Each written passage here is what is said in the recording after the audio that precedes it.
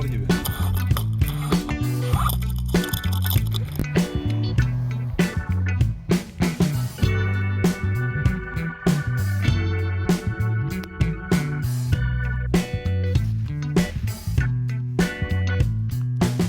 Herkese merhaba. Bugün bir fener incelemesi yapacağız. AliExpress'ten aldığım hem ultraviyole ışık hem de normal ışık kaynağı olan farklı bir fener inceleyeceğiz. Hemen hem kutu açılışını yapalım. Kutunun içinde ne var? Bu şekilde bir kutu içinde geliyor. Fenerimiz Elon Fire SV72 modeli. Kasa alüminyum alaşım kasa. Hem şarj oluyor hem de power bank olarak kullanılabiliyor. Şöyle kapatalım. Hem ultraviyole ledi var hem de normal ledi var. Ultraviyole ledi 360 nanometre ışık veriyor. Normal ledi ise XSP50 led ışık kaynağı. 20 watt gücünde hem normal ışık kaynağı hem de ultraviyole ışık kaynağı. Şöyle bakalım. Piliyle birlikte aldım ben. Bu pili isterseniz ekleyebiliyorsunuz. Dışarıdaki denemelerinde süre olarak tutmadım ama tatminkar bir düzeye sahip olduğunu söyleyebilirim. Tabii son ışık modunu kullanırsanız çok hızlı bitirirsiniz bunun enerjisini. Gerçekten son modunda gayet ısınıyor. LED ışığın 3 modu var. Bu en yüksek modu. Bu bir alt modu. Bu en alt modu. Bu da strobe modu yani flaşör modu. Hem defansif amaçlı hem de yardım amaçlı kullanılıyor. Uzun bastığımızda ise ultraviyole moda geçmiş oluyor. Ultraviyole modunda 2 modu var. Yüksek ve alçak modu. YouTube'da hiçbir şekilde incelemesini bulamayacağınız bir ürün. Ben bu kadar detaylı incelemesini yapıyorum. Ve şunu söyleyebilirim size. Gerçekten hakkı teslim edilmemiş. Açıkçası gizli kalmış bir ürün diyebilirim ben buna. İngilizce olarak buna underrated diyorlar. Underrated bir ürün. Tabii ben bunu hem evde hem şehirde ve ormanda incelemesini yaptım. Açıkçası detaylı bir inceleme yapmak istedim. Ve öyle de olduğunu düşünüyorum. Şöyle bakabilirsiniz. Açıklamalar kısmına linklerini de AliExpress linkini de bırakacağım. İncelemeye geçmeden önce ultraviyole ışık hakkında bilgi vermek isterim. Bildiğimiz gibi ışık kaynağından dalgalar halinde yayılmakta. Bu dalgaların boyu ve enerjisi farklı olmakta. Görebildiğimiz ışık dalga boyu yaklaşık görselde de gördüğünüz gibi 700 nanometreden 400 nanometreye kadar biz ışığı seçebiliyoruz, görebiliyoruz. Bu da ışığın açıkçası enerjisiyle mümkün oluyor. Yüksek enerji korneamızdan geçmiyor. Ultraviyole ışınlarından bahsetmek gerekirse ultraviyole C ışını hücremizin DNA'sını değiştirecek kadar yüksek enerjiye ve kısa dalga boyuna sahipken B ve A ışınları bronzlaştıracak düzeyde nispeten daha düşük enerji ve daha büyük dalga boyutlarına sahipler. Önemli bir uyarı vereyim. Tabii ki cildiniz bu ışınlara gereğinden fazla maruz kalırsa ciddi rahatsızlıklara sebep olabilir. Göz için zaten gayet zararlı. Gözlerinizi ultraviyole gözlükler ile korumanız gerekiyor. Elimizdeki fenerin dalga boyuna değinmek gerekirse piyasada bulunan birçok fener 390 nanometre dalga boyunda ışık verirken bu 365 nanometre dalga boyuna sahip bir ışık veriyor. 390 nanometre ışık veren ucuz ledler ise görünürlük alanına yakın olduğundan mor ışık yayıyorlar. Bizim fener için kullanacağımız alanlarda işimize çok da yaramıyorlar. 365 nanometre daha etkili. Burada UV ışığın camdan geçtiğini ama güneş gözlüğünden geçmediğini görmektesiniz. Bu bir akvaryumun üstten görünüşü. Şimdi de çaprazdan görünüşü. İki modu da incelediğimi söylemiştim. Evde, şehirde, ormanda. Şu anda ultraviyole ile ev içinde başlıyoruz. Hadi başlayalım. Evet, salonda ufak bir gezinti yapacağız. Işıkları kapatıyorum.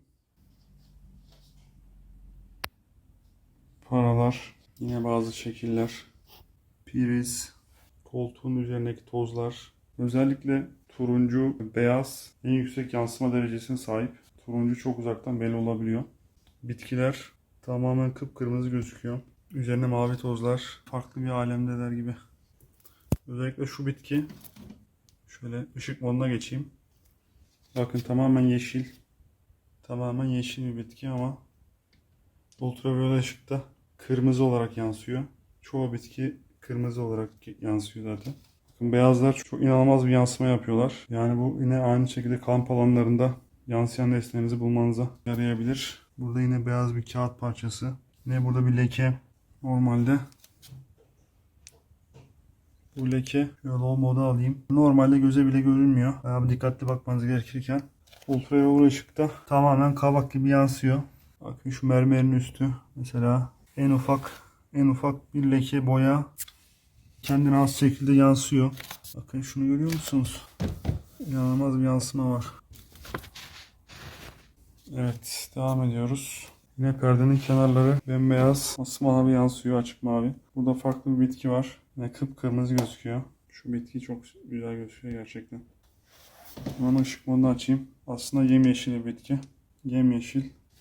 Diğer moda geçtim. Evet, duvar gayet temiz sayılabilir. Hadi şurada bir karalama var. Işığı kapatalım. Evet. Aslında duvarın hali. Boyalar, el izleri. Tamam, şimdi silelim.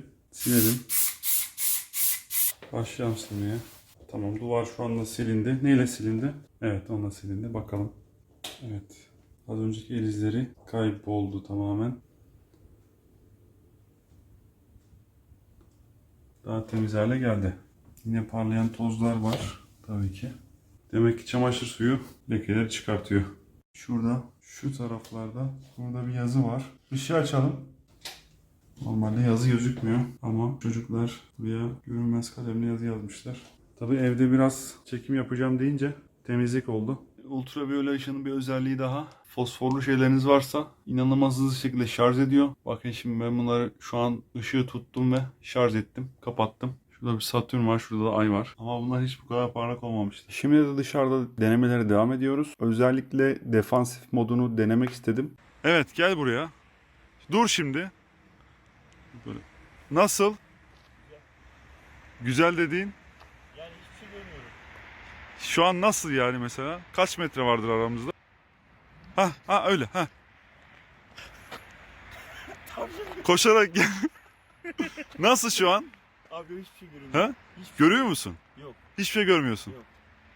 Yani bunu yaydığı için fokus yapmış olsaydık gerçekten ışık tamamen şu karşıdaki binalarda çıkardı yani. Yakından etkili. Yakından çok etkili. Ama şöyle ne kadar yakın? 2-3 metre değil mi? Evet. 2-3 metre. 2-3 metre çok etkili. Mesela beyazda ve turuncuda çok inanılmaz parlıyor. Beyaz bir şeyini kaybettiysen mesela ve turuncu bir şey bak direkt parlıyor. Bak şurada mesela yelek var. Bak şu burada bir yelek var mesela yeşil.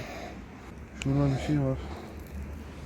Yani turuncu ve yeşil, beyaz direkt yansıyor. Başka bir günde Emir'e gittim. Fener incelemesi için. Akşam beklerken tabii ki boş duramazdım. İşte Emir'den görüntüler.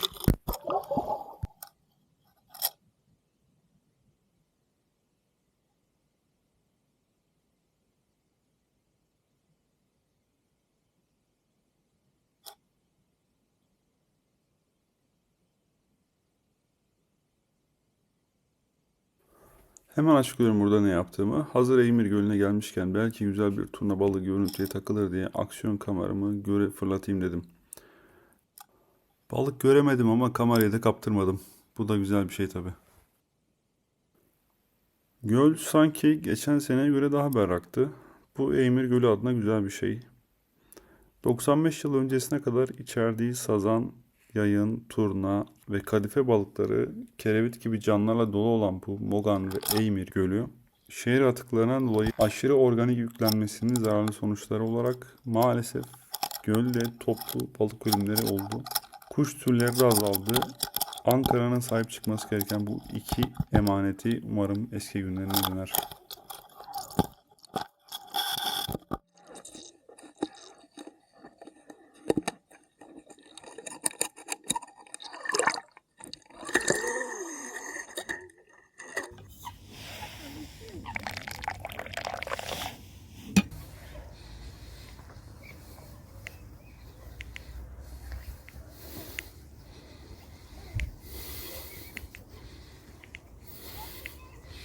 Şimdi tepelere doğru çıkıyoruz. Bir taraftan da ay bizi selamlıyor. Amaç parlayan bir şeyler bulmak. Evet. Şu an ultraviyole modda parlayan bir şey bulduk. Morumsu. Sonra parlayan bir sürü şeyin olduğunu fark ettik. Aynı bu taş gibi. Bunlar gibi bir küçüğünü yanıma aldım. Taşlar normalden farklı olarak mor şekilde görülüyorlardı. Üzerindeki turuncu görünenler ise yosun. Tamam, bu Decathlon'un kafa lambası ışığı. Bir bana doğru bak. Aynen. Bu da bizim fener. İkinci modu, üçüncü modu. Strop modu. Kapattık. Şimdi sizi dağ tepe gittiğim yollarda çektiğim görüntülerle birlikte 2 dakikalık baş başa bırakıyorum. Ondan sonra sonuç kısmını yapacağız ve bitireceğiz videoyu. Nasıl parlıyor bak. Aa, evet montaj. Bak şunlar.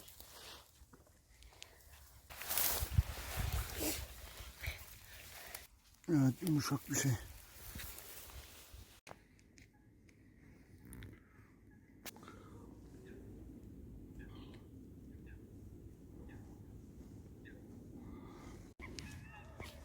Evet.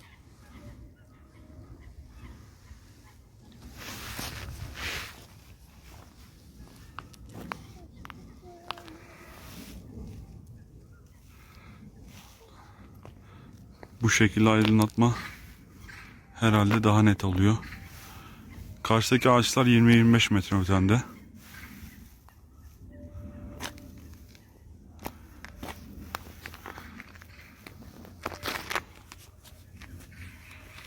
Mükemmel gözüküyor. Şurada bir köpek var ileride. Bize bakıyor. Oo, 3 tane var. Köpekler gece yatar mı ya? Biraz şöyle yakın alalım. Oo, su yılanı. Hani? O değil. Ağaç dalları, kökleri. Geniş açı olması şimdi avantaj mı dezavantaj mı bilemedim. Suyun altı mükemmel gözüküyor.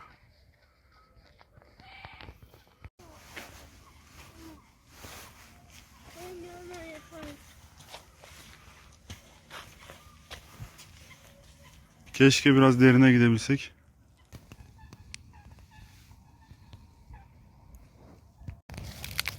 Ağaç üstünde UV modda parlayan yosunlar. Şunu söyleyebilirim. Aldığıma çok memnunum bu ürünü. Bu ürüne puan vermek istersem kesinlikle 10 üzerinden 9 veririm. Bir puanı da kırma nedeni. Tek bir eksiği var, zoom yok. Bunun haricinde inanılmaz parlak. 2 metre, 3 metre mesafede inanılmaz etkili. Ben de geçtim önüne ve gördüğünüz şey tamamen bir ışık kalkanı. Yani çok etkili. Defansif mod içinde kullanılabilir. Eymir'de birkaç köpek üzerimize doğru geldi. Feneri tuttuğumda afalladılar biraz. Biraz da merak ettiler ne oluyor diye. Ama ondan sonra hemen geri çekildiler. Gerçekten bu gibi durumlarda gerçekten işe yarar bir ürün. Belki de hayat kurtarır bir ürün. Daha doğrusu mutlaka çantanızda güçlü bir fener taşımanız gerekiyor. Onun haricinde fenerle ilgili söyleyeceklerim tabii şarjlı olması, gerekirse telefonunuzu da şarj edebilmesi çok acil bir durumda. Lityum iyon batarya çalışıyor, 3.7 volt. Bunlar çok güzel avantajlar. Bir de bunun yanında ultraviyole modu olması çok güzel. Şimdi doğada kaldığınızda ultraviyole modu kullanıyorsunuz. Kah bir şey aramak için, kah bir taş görmek için veya herhangi bir şey görmek için çok etkili. 20 wattın altındaki ultraviyole alacaksanız 20 wattın altına almayın bence. Çünkü zaten görülebilir ışın alanında tamam güçlü bile alsanız 10 watt bile alsanız dışarıda pek görülmüyor olabilir uzak mesafe için. Bu ideal açıkçası. 20 watt ve üstü alınabilir. Ultraviyoleden beyaz ışığa dönme ihtiyacınız oluyor. Anlık olarak oluyor. Ve bunun için iki fener taşımanız gerekiyor yanınızda. Tabi bunu yapmada iki feneri kontrol etme imkanı zor olabilir. Elinizden düşebilir. Hem şehirde ve ormanda denemem gerçekten çok avantajlı oldu. Gerçekleri anlatıyor olabilmek. Kendi adıma istediğim şeydi bu zaten. Ultraviyole modu yararlı. Ben bundan sonraki kesinlikle ultraviyole bir fener taşırım yanımda. Yani bu olur. Belki sonra başka bir şey olur. Yani doğada değişik şeyleri görebilmek, floresan maddeleri görebilmek birincisi zevkli. İkincisi de yararlı. Bir şey kaybettiğinizde onun bulabilmesi karanlıkta kamp yapıyorsanız. Ve akrep gibi böcekleri de gösteriyor olması. Tabii ben akrep aradım ama göremedim. Özetle güzel bir ürün. Normalde aslında bir ultraviyole ışık fener fiyatına siz ikili bir ürün alıyorsunuz. Zaten kaliteli bir ürün almak istediğinizde hemen hemen o paraları vereceksiniz. Bunun aşağı yukarı gelmesi piliyle birlikte kargosu vesairesi, vergisi, algısı 1700 TL gibi bir rakama tekabül etmişti. Dolar şu an 32. Belki sonradan izlediğinizde faydalı olabilir. Ürünün linklerini koyacağım. Mutlaka birilerinin işini görür. Şimdilik bu kadar. Bir sonraki videoda görüşmek üzere.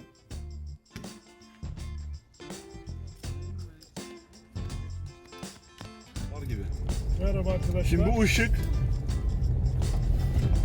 Farı açıyorum. Bir dakika. Farı açıyorum. Bu far. 90 metre sonra Şimdi saat. bu ışık. Şuraları çek. Şuraları çek. Sağdan yol yok. Tay abi adım